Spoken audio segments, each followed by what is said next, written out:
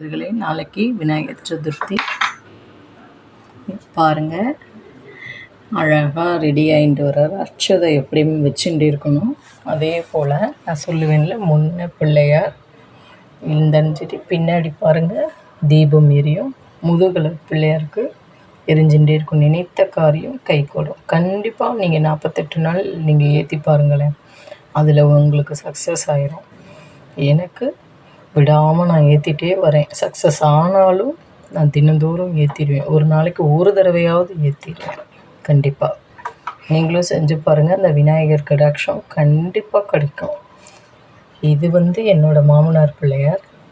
இது என்னோட கிஃப்ட் பிள்ளையார்.